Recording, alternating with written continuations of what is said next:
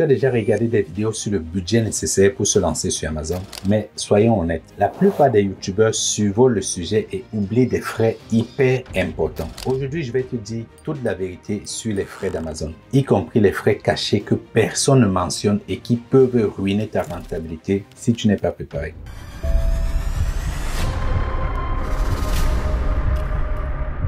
Si tu ne me connais pas encore, je m'appelle Alban Degué, je vends sur Amazon depuis 2017 et j'ai déjà accompagné des centaines de francophones à générer leur première vente sur la plateforme. Sur cette chaîne, je partage mon expérience sans filtre pour t'aider à éviter les erreurs qui peuvent te coûter cher. D'ailleurs, j'ai déjà fait des vidéos qui expliquent comment démarrer avec un budget réaliste. Mais cette fois, on va vraiment creuser le sujet des frais et voir ensemble comment éviter les pièges.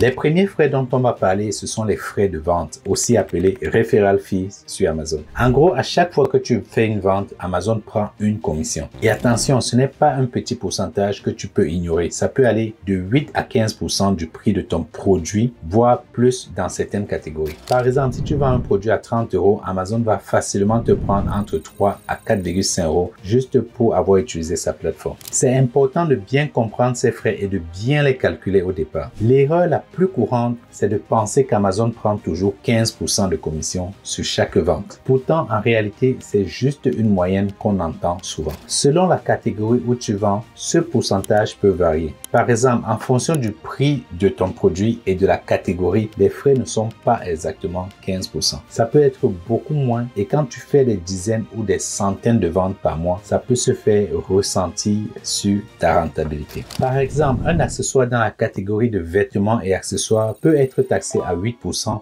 si le prix de vente total est inférieur à 15 € et à 15% pour la partie du prix total allant de 15 € jusqu'à 45 € et 7% pour la partie du prix supérieur à 45 €. C'est pour ça qu'il ne faut jamais se fier uniquement à la règle des 15%. La seule vraie solution, c'est de vérifier directement le tableau des frais mis à jour par Amazon. Ça te permet d'être sûr du pourcentage exact qui sera prélevé sur tes ventes, de définir correctement ton prix et d'ajuster ton prix en conséquence. Après les frais de vente, il y a les frais d'expédition et de logistique, surtout si tu utilises le programme FBA. Comme tu le sais déjà, la particularité de vendre sur Amazon, c'est d'exploiter FBA à son plein potentiel parce que Amazon s'occupe du stockage, de l'emballage et de l'expédition de tes produits. En échange, ils prennent bien sûr leur part et ces frais varient en fonction du poids et des dimensions de ton article. L'erreur classique ici, c'est de penser que les frais sont fixes ou d'estimer à la louche en se basant sur un produit similaire. Sauf que deux produits qui se ressemblent peuvent avoir des frais complètement différents juste à cause de quelques centimes en plus ou du poids. C'est parce que Amazon classe les produits par poids et par taille pour calculer les tarifs d'expédition et de stockage. Par exemple, si ton produit dépasse une certaine taille ou un certain poids, il peut passer dans une catégorie de tarifs supérieurs. Et là, les frais peuvent grimper de plusieurs euros par vente, ce qui peut littéralement réduire ta marge sans que tu ne t'en rendes compte. Une autre erreur que font les débutants, c'est de croire que ces frais sont les mêmes dans tous les pays. Un produit expédié depuis un entrepôt Amazon en France n'aura pas forcément les mêmes coûts que s'il est stocké en Espagne ou aux États-Unis. Et la meilleure façon d'éviter les mauvaises surprises, c'est d'une part de toujours utiliser le calculateur des frais FBA d'Amazon avant de valider un produit. Ça te permet de voir plus ou moins combien tu vas payer en logistique. Mais pour avoir une précision sur les frais à payer et éviter de te retrouver avec une marge trop serrée, tu devrais prendre les dimensions et poids exacts du produit chez ton fournisseur et vérifier le tableau des frais d'Amazon.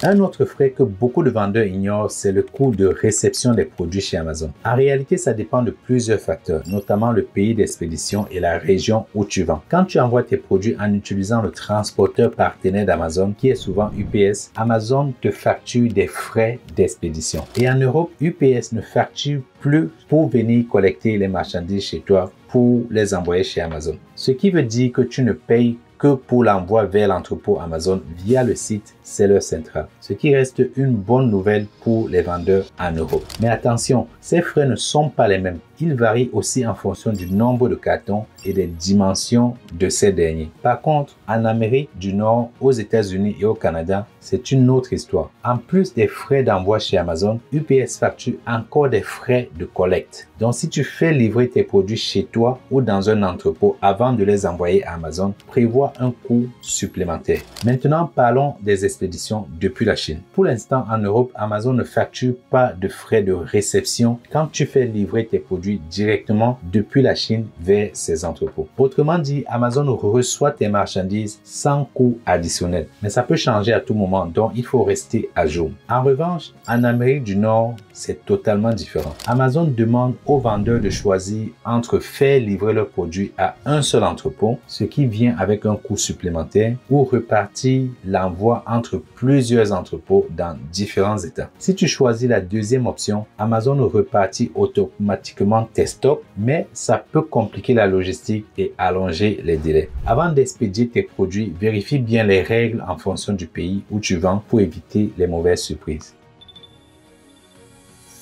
Parlant de réception de produits, un autre coût que beaucoup sous-estiment, c'est les frais de stockage. Amazon ne garde pas gratuitement vos produits dans ses entrepôts. Et donc, tu ne peux stocker autant que tu veux, aussi longtemps que tu veux.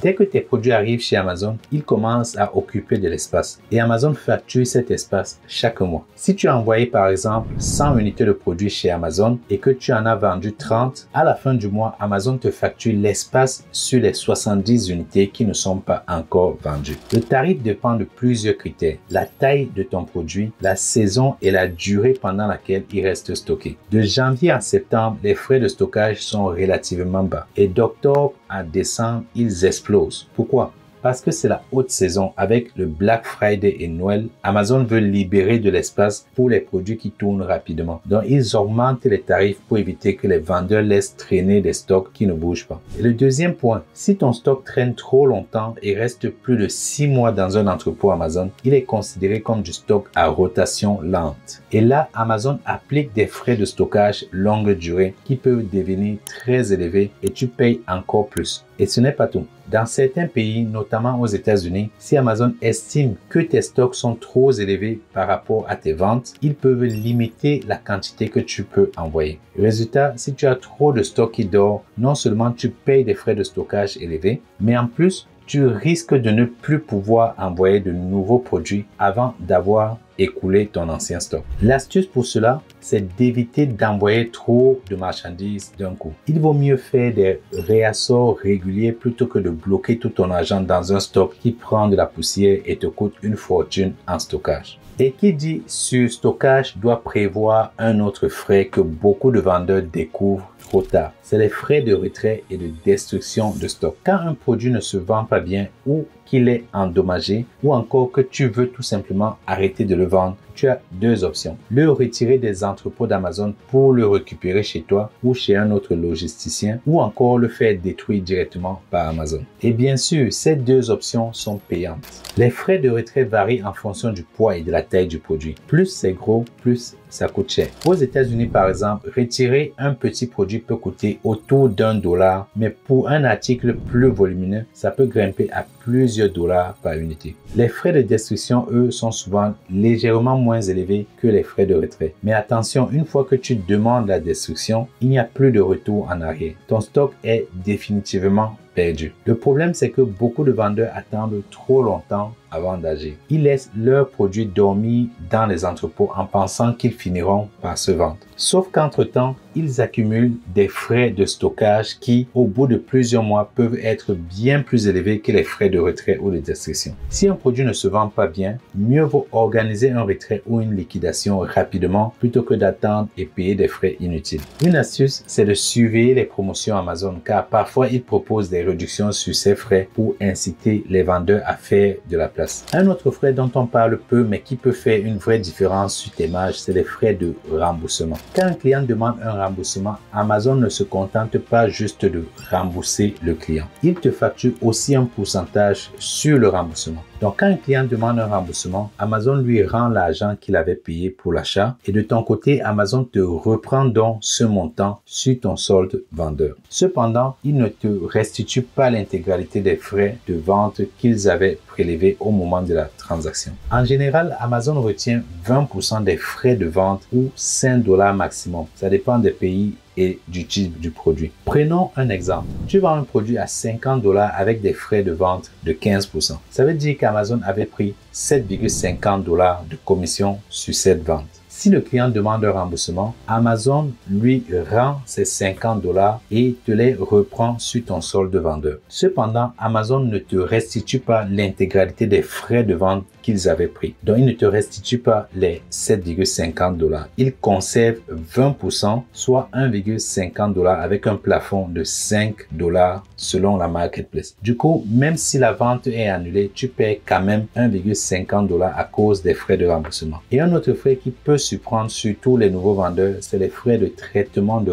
remboursement en cas de produit non retenus. Normalement, quand un client demande un remboursement, il est censé renvoyer le produit à Amazon. Mais ce que beaucoup de vendeurs ignorent, c'est que dans certains cas, Amazon rembourse le client sans même exiger le retour de l'article. Et devine quoi? C'est toi qui payes le produit et l'argent. Pourquoi Amazon fait ça? Il y a plusieurs raisons. Si le produit a une faible valeur, ils estiment parfois que ça ne vaut pas le coup de gérer un retour. Ça leur coûte plus cher en logistique que de simplement laisser le client le garder. Parfois, c'est une question de praticité. Certains articles comme les liquides ou les objets volumineux sont compliqués à renvoyer. Et puis, il y a aussi le fameux service client premium d'Amazon. Pour eux, un client content, c'est un client qui revient. Alors, ils prennent parfois des décisions qui ne jouent pas en la faveur des vendeurs. Et le problème, c'est que non seulement tu rembourses le client, mais en plus, Amazon garde une partie de ses frais de vente. Donc, double perte. Tu ne récupères ni ton produit, ni les frais de commission qu'Amazon avait repris sur la vente. C'est pour cela qu'il est conseillé d'éviter les produits avec un taux de retour élevé, comme les vêtements, les chaussures ou les produits électroniques et fragiles. Mais aussi de bien optimiser tes fiches produits pour éviter les mauvaises surprises. Beaucoup de retours sont dus à des descriptions non alignées. Si le client s'attend à une qualité ou une taille différente, il va renvoyer l'article.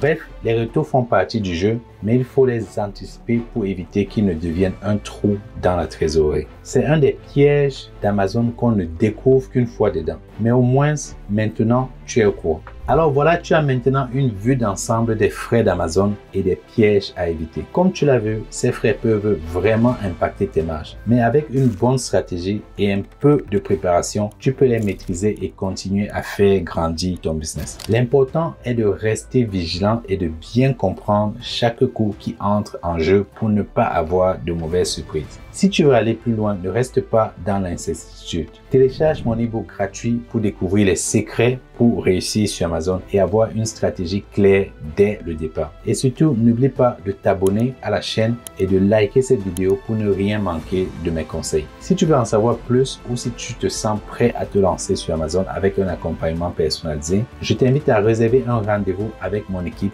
On est là pour t'aider à éviter les pièges et à maximiser tes profits sur Amazon. Et enfin, si tu as des questions ou des préoccupations sur ces frais, laisse un commentaire juste en dessous. Je prends toujours la peine de répondre à chaque question et ça pourra bien être le début d'une bonne aventure sur Amazon. Alors, à très vite pour de nouvelles vidéos et surtout, reste focus sur ton objectif et on se voit de l'autre côté.